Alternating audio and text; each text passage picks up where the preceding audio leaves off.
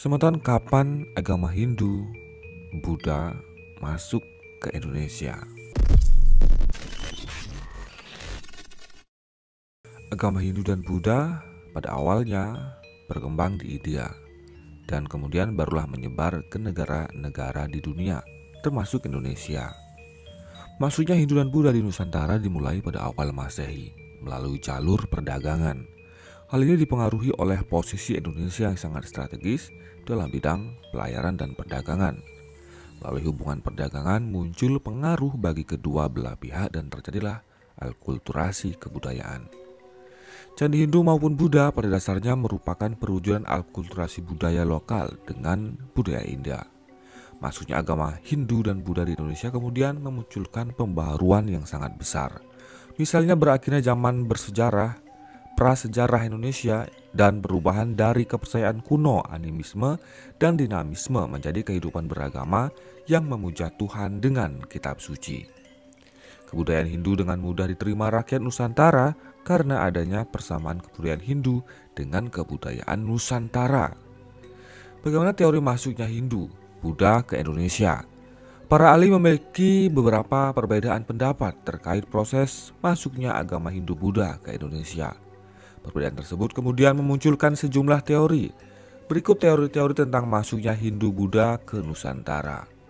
Teori masuknya Hindu Buddha ke Indonesia yang pertama, teori kesatria. Teori ini menyatakan bahwa agama Hindu Buddha dibawa oleh golongan prajurit yang mendirikan kerajaan Nusantara. Ada 5 ahli yang mencetuskan teori ini, yaitu R.C. Majumdar, FDK, Bose, C.C. Berg, Mukherjee, dan J.L. Mons. Namun teori kesatria juga tidak luput dari beberapa kelemahan. Di antaranya golongan kesatria tidak menguasai bahasa Sanskerta dan huruf Pallawa yang terdapat pada kitab Weda. Kemudian tidak ditemukan prasasti yang menggambarkan penaklukan Nusantara oleh kerajaan India. Kemudian pelarian kesatria dari India tidak mungkin mendapat kedudukan mulia sebagai raja Indonesia. Nah, yang kedua adalah teori Waisya. Teori Waisya dikemukakan oleh N.G. Krom yang berpendapat bahwa agama Hindu Buddha masuk ke Indonesia dibawa oleh pedagang dari India. Agama tersebut bisa disebarkan dengan cara pernikahan, hubungan dagang, dan interaksi dengan penduduk setempat pada perdagangan dari India saat bermukim untuk sementara waktu di Nusantara. Kemudian teori ini diperkuat dengan keberadaan kampung keling, yaitu perkampungan para pedagang India di Indonesia. Selain itu, perdagangan merupakan salah satu aspek penting dalam kehidupan masyarakat. Kendati demikian, teori Waisya juga memiliki kelemahan. Di antaranya, Waisya tidak menguasai bahasa Sanskerta dan aksara Pallawa.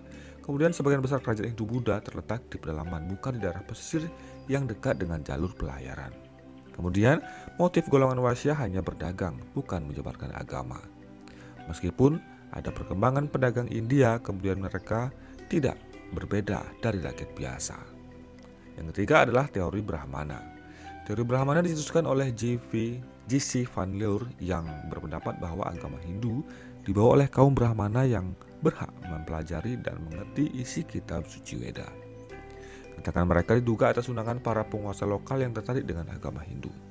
Sebelum kembali ke India, kaum Brahmana tidak jarang meninggalkan kitab Weda sebagai hadiah bagi raja di Nusantara. Teori Brahmana juga mempunyai kelemahan, yaitu raja di Indonesia tidak mungkin dapat mengerti isi kitab Weda tanpa dibimbing oleh kaum Brahmana. Kemudian menurut ajaran Hindu kuno, seorang Brahmana dilarang menyeberangi lautan, apalagi meninggalkan tanah airnya. Teori Sudra yang keempat yang menilai bahwa orang-orang India berkasta Sudra. Hanya sedikit setuju dengan teori ini. Salah satunya adalah von van Weber yang punya alasan sebagai berikut. Yang pertama, golongan berkasta Sudra, pekerja kasar dari India menginginkan kehidupan lebih baik dengan pergi ke daerah lain, salah satunya Indonesia. Kemudian golongan berkasta Sudra keluar dari India termasuk Indonesia karena ingin mendapatkan kedudukan dan lebih dihargai. Teori ini menimbulkan kontroversi karena kaum Sudra sendiri terdiri dari kelompok dengan derajat rendah sehingga dianggap tidak layak menyebarkan agama Hindu.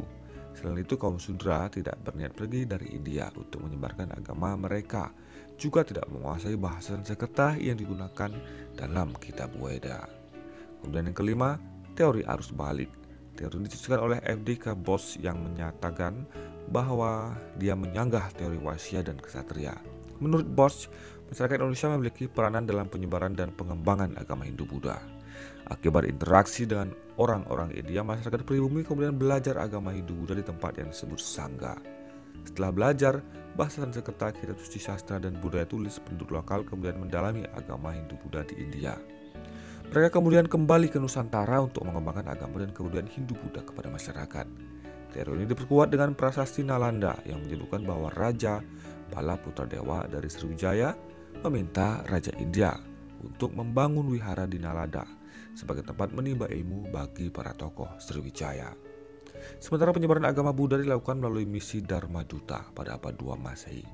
Pelaksanaan misi ini dibuktikan dengan penemuan arca Buddha di Sempaga, Jember, dan Bukit Siguntang yang berasal dari India Selatan. Kerajaan yang menerima corak budaya India adalah Kerajaan Kutai, Kerajaan Tarumanegara, Mataram kuno, Majapahit, dan kerajaan-kerajaan di Bali. Jalur masuk Hindu-Buddha ke Indonesia, maksudnya pengaruh Hindu-Buddha ke Nusantara dibawa oleh pedagang dan pendeta dari India serta Cina dari 2 jalur. Yang pertama jalur darat, kemudian yang dikenal dengan jalur sutra, yang membentang dari Bangladesh, Myanmar, Thailand, Semenanjung Malaya, kemudian ke Indonesia. Yang kedua jalur laut. Rute pelayaran dimulai dari India menuju Myanmar, Thailand, Semenanjung Malaya, dan berakhir di Indonesia. Semeton, dari beberapa teori tersebut, mana menurut Semeton yang paling Semeton setujui? Kalau menurut saya sendiri pribadi, yang terakhir adalah yang paling tepat. Itu pandangan yang terakhir lebih logis, yaitu teori arus balik. Bagaimana pendapat Semeton? Atau mungkin Semeton ada yang lebih mengetahui? Silahkan Semeton bisa menuliskan di kolom komentar. Dan inilah beberapa ekspedisi dari Isnaini Danik pada tahun 2019 pengaruh Buddha di Indonesia, Singkawang, Marago, Borneo, Tarigas. Sampai jumpa di video selanjutnya Semeton. Terima kasih atas atensi Anda. Om Santi Santi Santi Om.